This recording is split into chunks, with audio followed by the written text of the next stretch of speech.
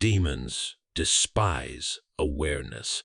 Their power is drawn from the shadows, and once you turn on the light, they scatter. When you become conscious of the forces trying to manipulate your thoughts, emotions, and decisions, you take away their greatest weapon, deception. But awareness alone is not enough. Darkness thrives where there is weakness, and so it despises strength, true strength, not the kind that boasts or seeks power, but the kind that stands firm in truth.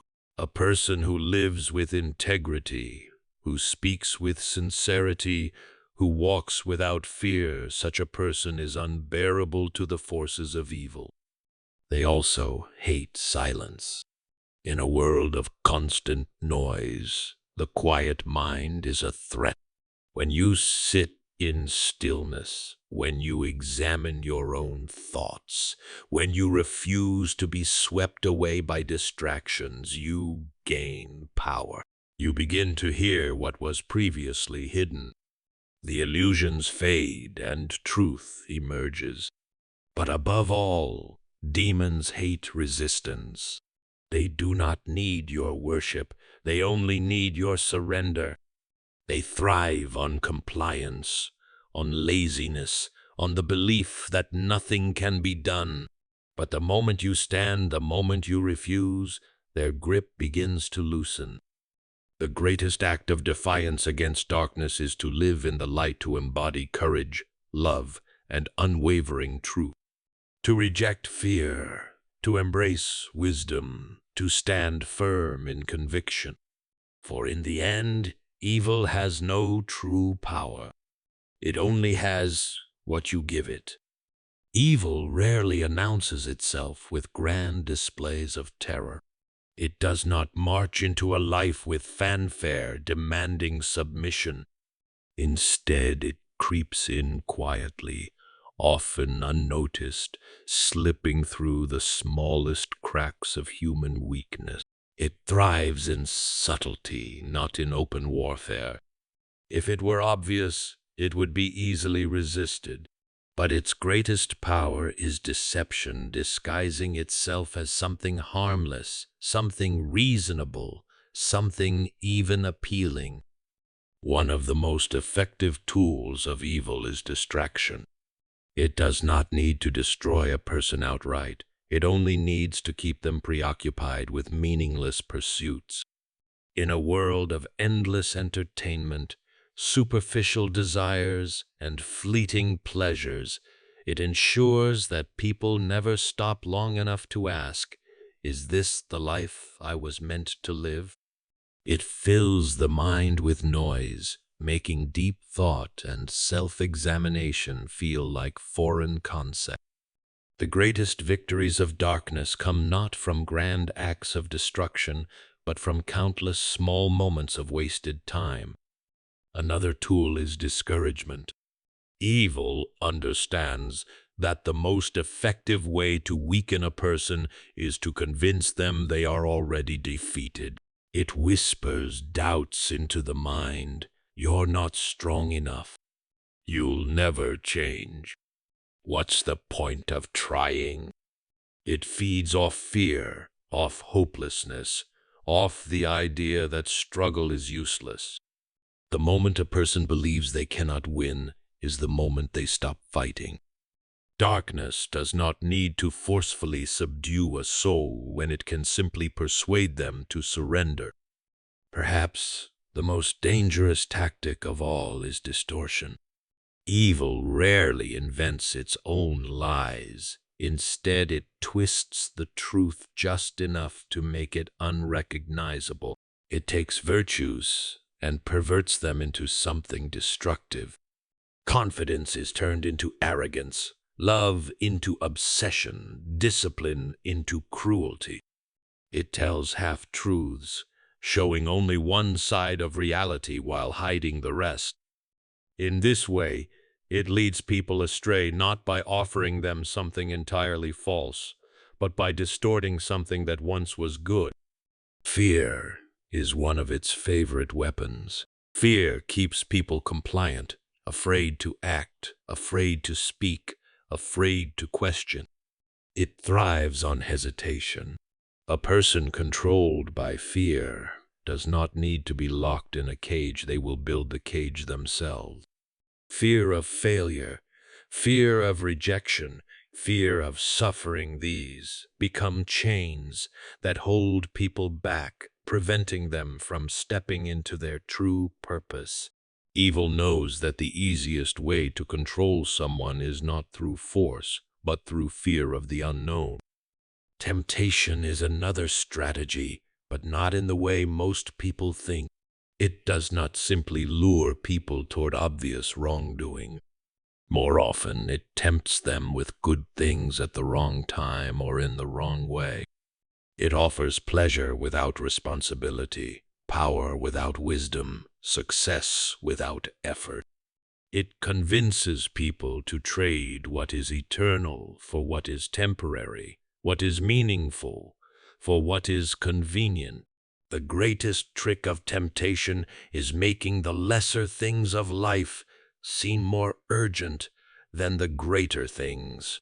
Division is another hallmark of evil's strategy. It understands that human beings are strongest when they stand together, so it works tirelessly to separate them. It turns brother against brother, friend against friend. It fuels hatred, resentment, and misunderstanding. It encourages offense over reconciliation, pride over humility. A divided people are a weak people. By keeping them in conflict, evil ensures they are too distracted fighting each other to fight the real enemy. Evil also exploits human desires. Every person longs for something: acceptance, love, significance. It takes these natural good desires and twists them. It convinces people that fulfillment can be found in external things, wealth, approval, status. It makes them chase illusions, always feeling as though they are one step away from happiness.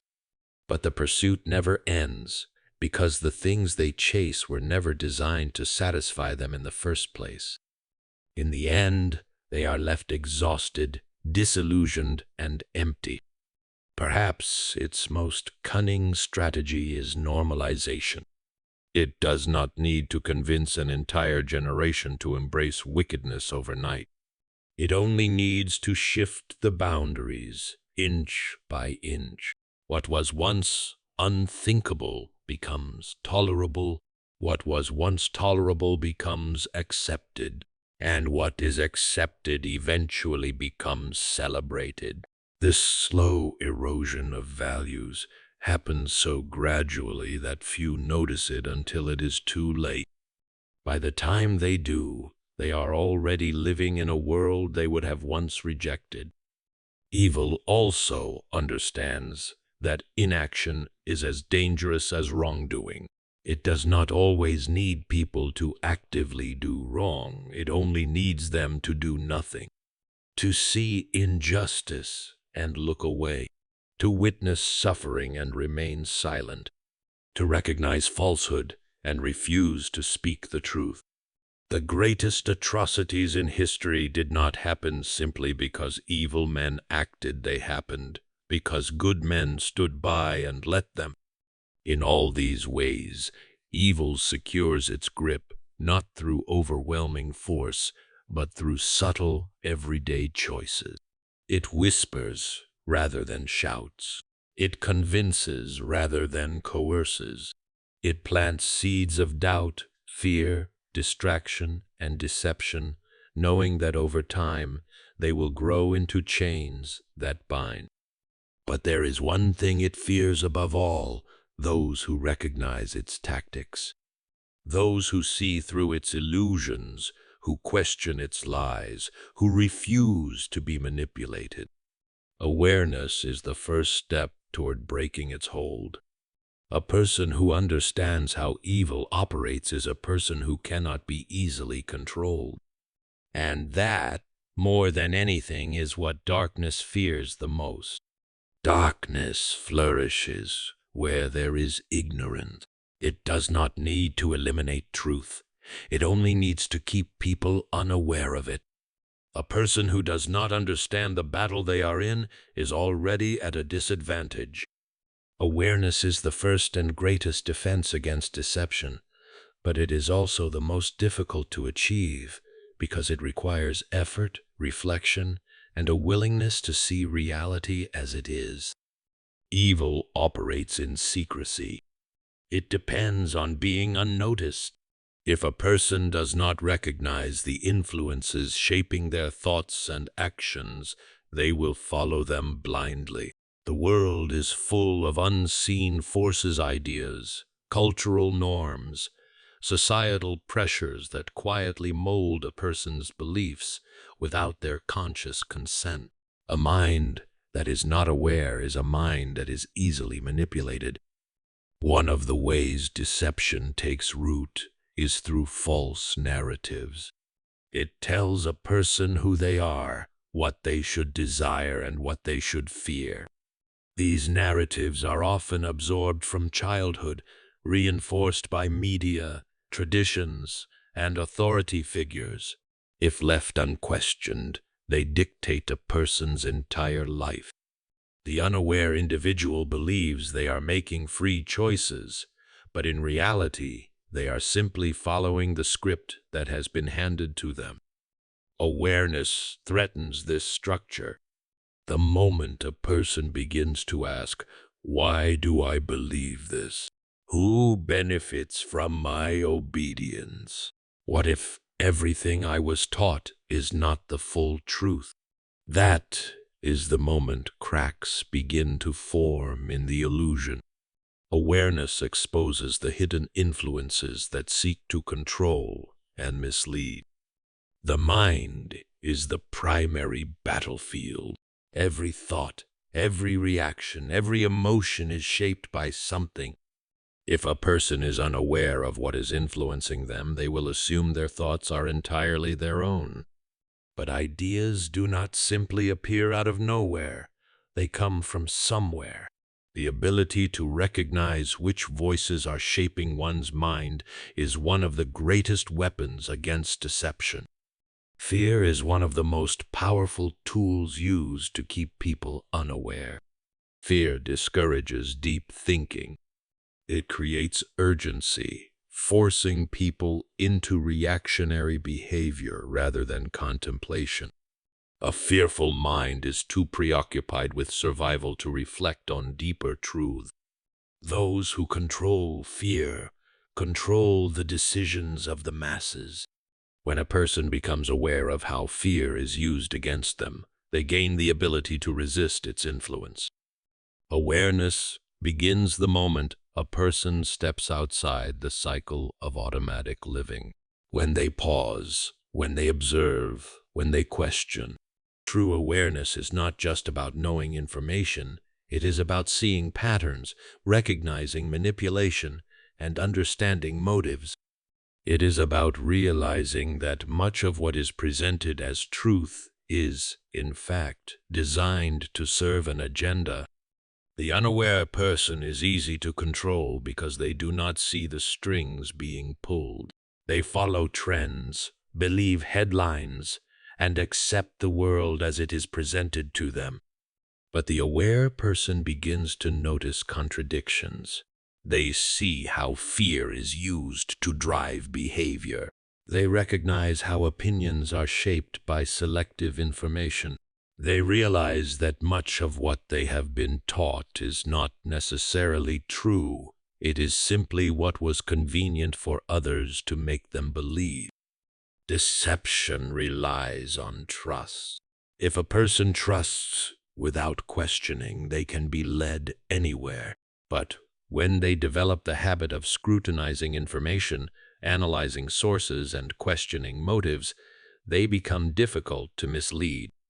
Awareness turns a passive observer into an active participant in their own reality. Self-awareness is equally important. It is not just about recognizing external deception. It is also about identifying the lies a person tells themselves. The unaware individual rationalizes their fears, justifies their bad habits, and avoids uncomfortable truths about their own nature. True awareness requires honesty. It demands that a person confront their weaknesses, their biases, and their vulnerabilities. The moment a person becomes truly aware, they become a problem for the forces that seek to control them. They are no longer blindly obedient. They are no longer easily frightened. They are no longer passive participants in their own lives.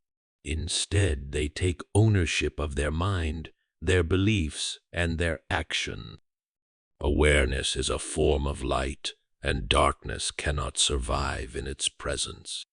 The more a person sees, the less they can be deceived. And that is precisely why deception works so hard. Evil does not fear brute force. It does not tremble at power, nor does it recoil at mere words. What it truly despises, what makes it retreat, is virtue. A person who embodies truth, integrity, and discipline becomes an impenetrable fortress, immune to the subtle manipulations of darkness. Virtue is not simply the avoidance of wrongdoing, it is the active pursuit of what is right. It is a way of being that renders deception powerless. Integrity is the foundation of true strength. A person who stands by their principles, who refuses to compromise their values for convenience, is a threat to darkness. They cannot be bought, manipulated, or intimidated. Their actions are not dictated by fear or external pressure, but by an inner commitment to truth. The world constantly offers shortcuts, ways to avoid hardship, ways to gain without effort, ways to succeed without honesty. But those who reject these temptations build something that cannot be shaken. Truth is another force that evil cannot stand. Lies are its greatest weapons, and a person who lives in truth dismantles them effortlessly. This is not just about speaking truth to others, but about embodying it in every aspect of life. Those who seek truth, who refuse to accept comforting illusions, who challenge deception wherever they see it, become immune to manipulation. Darkness cannot take root in a mind that questions, a mind that seeks clarity, a mind unwilling to be deceived. Self-discipline is a weapon against corruption. Weakness of will is one of the easiest ways for darkness to take hold. It does not need to break a person if it can simply make them complacent, indulgent, or lazy. A disciplined person, however, is not ruled by their impulses. They do not chase after every pleasure or surrender to every distraction. They have control over their own actions, their own desires, their own mind. And because of this, they are incredibly difficult to corrupt. Courage is perhaps the most dangerous virtue to the forces of darkness. Fear is its greatest tool, fear of suffering, fear of rejection, fear of failure. But a courageous person is unmoved by these things. They stand firm even when it costs them. They speak truth even when it makes them unpopular. They do what is right even when it is difficult. Fear loses its power when a person chooses to act despite it. And when fear loses its power, control is lost. Humility is another unexpected weapon against darkness. Pride is one of the easiest ways to manipulate a person. It makes them defensive. It blinds them to their own faults. It turns them against others. But humility removes this vulnerability. A humble person is willing to learn, willing to admit mistakes, willing to grow. They do not seek to dominate others or prove their superiority. Because of this, They cannot be controlled through flattery or wounded by insults. They are secure, steady, and unshaken. Patience is another quality that evil despises.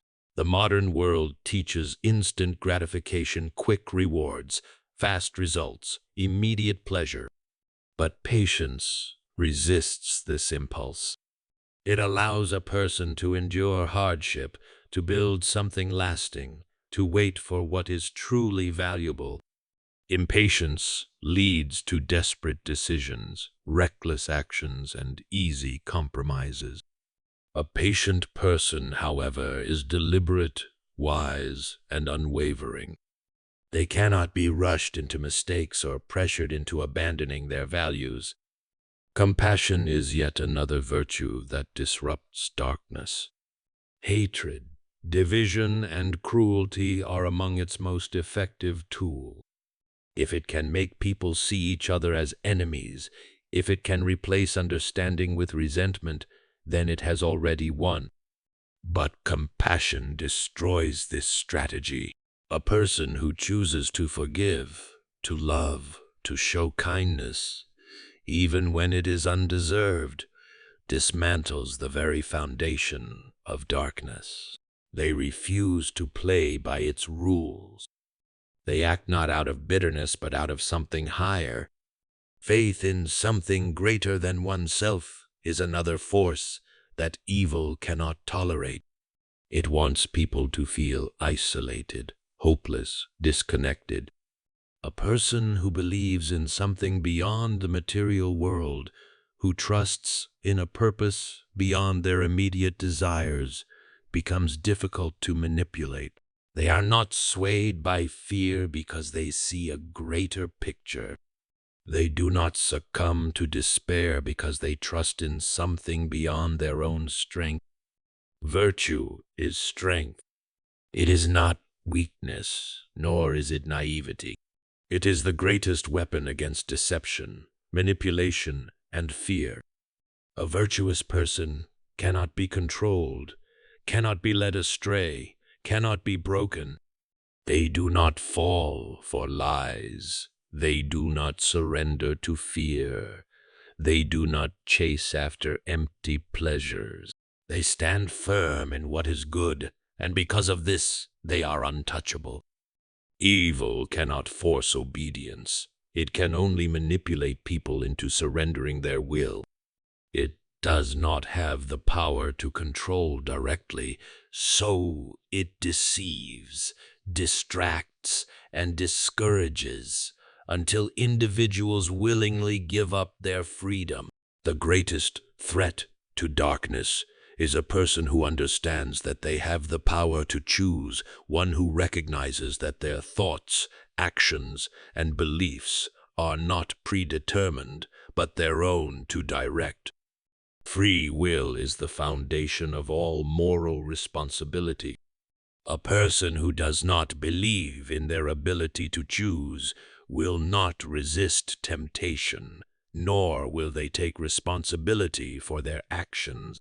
Evil thrives when people believe they are helpless, when they think they are victims of circumstance, that they have no control over their emotions, that their actions are inevitable. The moment someone realizes they have the power to choose their path, darkness loses its grip. Choice is an act of defiance against control. The entire structure of manipulation is built upon the idea that people will follow without thinking, that they will be led by emotion rather than reason, that they will act out of impulse rather than intention. A person who pauses, who considers, who chooses deliberately is dangerous to this system. They do not react blindly. They do not act because they are told to, but because they have decided it is right. The first step toward reclaiming free will is awareness. Many live their lives on autopilot, following patterns instilled in them by culture, authority, or past experiences. They assume their reactions are natural, their habits unchangeable. But free will begins with the recognition that one does not have to be ruled by instinct or conditioning. The moment a person questions their automatic responses, why they fear, why they desire, why they obey, they begin to reclaim their independence.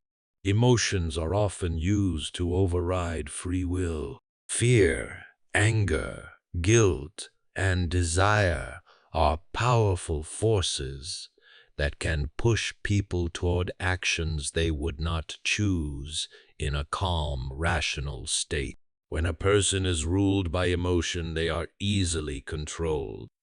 But when they recognize that emotions are merely signals, not dictators, they gain the ability to step back and decide. They feel fear but act in courage. They experience anger but choose patience.